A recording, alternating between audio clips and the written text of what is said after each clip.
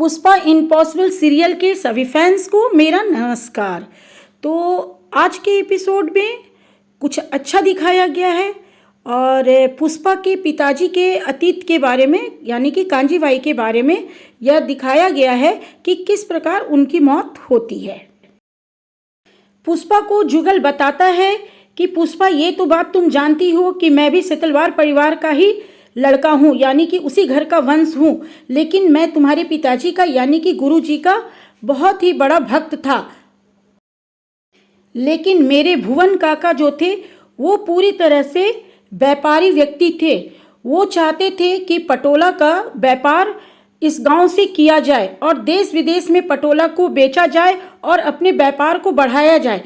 हालांकि इसके खिलाफ थे मेरे दादाजी, क्योंकि मेरे दादाजी भी इस कला का बहुत ही सम्मान करते थे और वो भुवन काका को हमेशा ही इस बात के लिए मना करते रहते थे कि तुम इन बुनकरों को बंधुआ मजदूर बनाने की कोशिश मत करो, तुम अपने व्यापार को बढ़ाने के लिए ये काम करोगे तो ये मैं होने नहीं दूंगा। मैं तो इस बात में दादाजी के तरफ था, गुरुजी की तरफ था, लेकिन वीरेन भाई और भुवन काका वो दोनों एक साइड थे।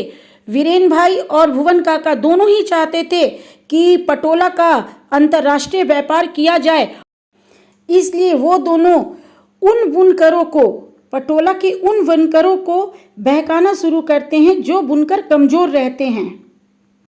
ये सब मेरे दादाजी को अच्छा नहीं लगता है। वो भुवन भाई को कितना भी समझाते हैं लेकिन वो नहीं समझते हैं। तब दादाजी एक काम करते हैं, वो गांव के सभी पटोला के बुनकरों को इकट्ठा करते हैं और उन्हें अपनी कला के प्रति जागरूक करते हैं, जो कि हमारे काका भुवन काका को बिल्कुल भी अच्छा नहीं लगता है।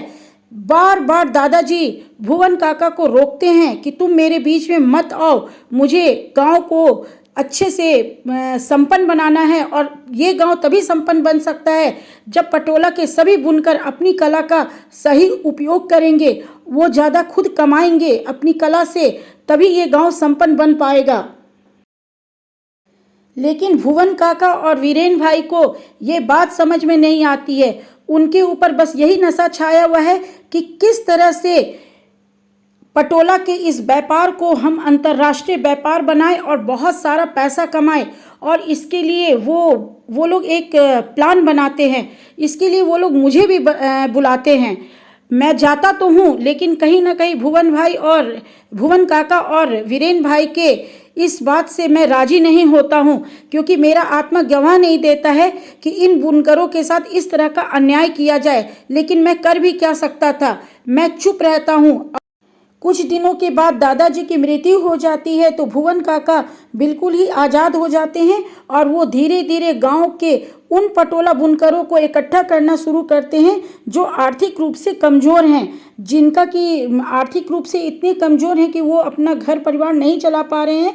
ऐसे सभी बुनकरों को वो अपनी फैक्ट्री में काम देते चले जाते हैं और उन्हें बंधुआ मजदूर बनाते चले जाते हैं। ये सब देख के गुरुजी को अच्छा नहीं लगता है तो गुरुजी भी अपना एक ग्रुप बनाते हैं, एक समूह बनाते हैं कुछ बुनकरों को लेकर, खासकर 4 बुनकरों को लेकर, और उसे उस कला में यानी कि पटोला बुनने के कला में वो खुद निपुण बनाते हैं। गुरुजी इसलिए उन चारों को इस कला में और ज़्यादा निपुण बनाते हैं ताकि ये चारों बुनकर अगर बंधुआ मजदूर नहीं बने तो ये चारों कहीं ना कहीं इस कला को इस गांव में जीवित रखेंगे।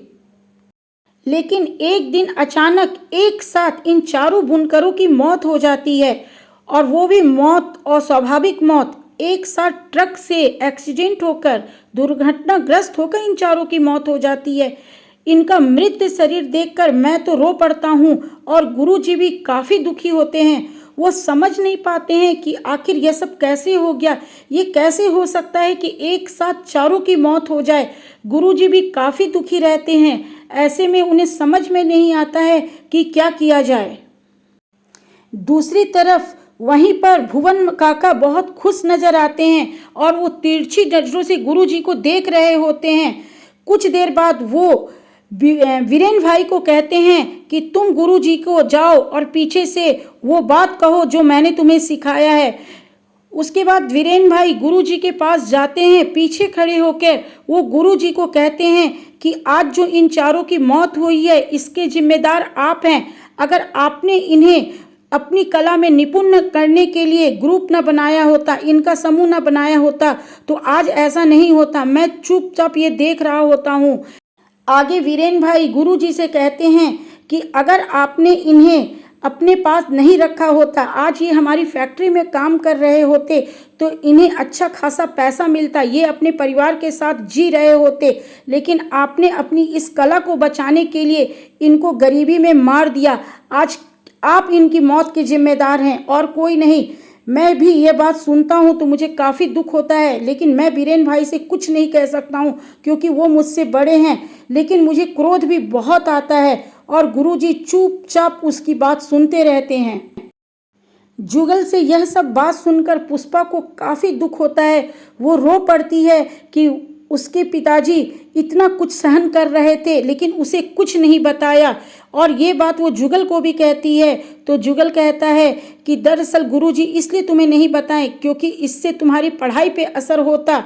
गुरुजी चुपचाप ये सब कुछ सहन करते थे ताकि तुम अपनी पढ़ाई कर सको, और उसके कुछ दिनों के बाद तो तुम्हारी शादी हो जाती है और फिर तुम अपने ससुराल चली जाती हो। इधर गुरुजी इन सब चीज़ों को झेलते रहते हैं और अपने आप को उन चारों बुनकरों की मौत का दोषी मानकर वो इतना ज़्यादा अंदर से मानसिक रूप से पीड़ित हो जाते हैं कि धीरे धीरे उनका हार्ट कमज़ोर हो जाता है और एक दिन सही मायने में हार्ट अटैक से उनकी मौत हो जाती है।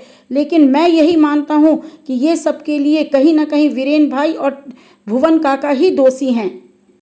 पुष्पा के पूछने पर कि तुम भी अपने बारे में कुछ बताओ, तो जुगल बताता है कि उसकी भी शादी होती है शुभ्रा से और वो शुभ्रा के साथ अपने वैवाहिक जिंदगी में बहुत खुश रहता है। वो शुभ्रा के साथ मिलकर पटोला के बुनकरों के लिए एक मुहिम भी शुरू करता है। उसकी पत्नी शुभ्रा उसका पूरा साथ देती है और इस मुहिम में वो गुरुजी को अपना आदर्श मानकर इस मुहिम को चलाता है। लेकिन डिलीवरी के वक्त बच्चे को जन्म देने के समय उसकी पत्नी और बच्चे दोनों ही खत्म हो जाते हैं और उसके बाद उसे अपनी ज़िंदगी इतनी निरस लगने लगती है कि वो एकदम फ़कीरी की ज़िंदगी जीने लगता है और अब आगे वो कुछ करना भी नहीं चाहता है, बस चाहता है कि वो अपने गुरुजी के मान सम्मान को बचाए रखने में ही अपनी पूरी ज़िंदगी गुजार दे।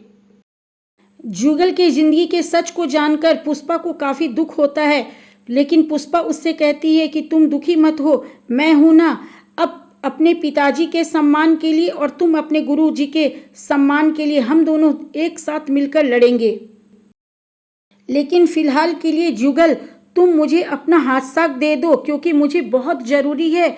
मेरा हाथ साक टूट गया है, अगर तुम दे दोगे तो ये मेरे काम आ जाएगा। जुगल खुश हो जाता है और खुशी खुशी वो हाथ साक वो पुष्पा को ले जाने के लिए दे देता है। वो कहता है कि जब तुम यहाँ से जाओ मुंबई तो इसे लेते जाना। हाथ साक को देखकर पुष्पा खुश हो जाती है कि वो सोची भी नहीं थी कि इतना आराम से जुगल उसे दे देगा और इसके लिए वो जुगल को धन्यवाद करती है। अब आज के एपिसोड की कहानी तो यहीं तक थी। अब कल के एपिसोड में जो दिखाया जाएगा वो पिछले 2 दिन से दिखाया जा रहा है कि आगे पुष्पा सेतलवार परिवार में जाती है, विपिन भाई से मिलती है और उन्हें कहती है कि आपकी चुनौती मैं स्वीकार करती हूँ, मैं देखती हूँ कि आप इस कला का व्यापार कैसे करते हैं। आपने जो मेरे पिताजी के आड़ में जो अपमान का खेल खेला है, उन्हें सम्मान देकर जो आपने अपमान किया है उसका बदला मैं लूँगी। सेतलवार जो है वो भी पुष्पा की इस चुनौती को स्वीकार करता है। तो फ्रेंड्स, कल मैं फिर मिलूँगी कल के एपिसोड की कहानी के साथ। तब तक के लिए बाय बाय।